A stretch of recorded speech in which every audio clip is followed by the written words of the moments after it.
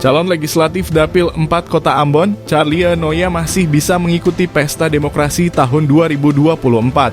Pasalnya, meskipun Charlie Noya merupakan tersangka kasus tindak pidana, namun dirinya tetap bisa dipilih oleh rakyat jika belum ada putusan dari pengadilan. Hal itu dikatakan Kadif Teknis Penyelenggaraan KPU Kota Ambon Safrudin B. lain kepada tribunambon.com Selasa 21 November 2023.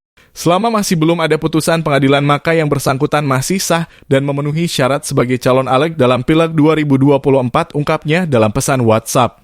Diketahui calon legislatif DPRD Kota Ambon, Akbert Charlie Noya 46 tahun dilaporkan menganiaya seorang perempuan Kamis 16 November 2023.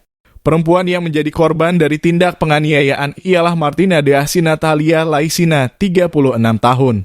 Korban mengalami bengkak pada bagian wajah serta gigi depan sebelah atas patah. Peristiwa itu terjadi sekitar pukul 19.00 waktu Indonesia Timur di kawasan Perumnas Blok 4, Kelurahan Tihu, Kecamatan Teluk Ambon. Korban mengatakan Charlie Noya yang dalam pengaruh minuman keras terlibat adu mulut dengannya. Adapun pelaporan tersebut sudah diterima oleh aparat Mapolsek Teluk Ambon dengan nomor LP-B-181-XI-XI-2023-.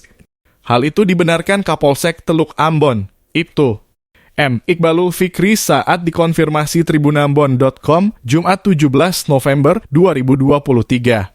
Setelah menerima laporan dari korban, anggota kami langsung membawa korban untuk visum. Malam itu juga pelaku kita jemput lalu diinterogasi. Pelaku dan korban memang dalam kondisi mabuk, jelas Kapolsek. Lanjutnya, saat ini Charlie Noya sudah ditahan dan statusnya sebagai tersangka.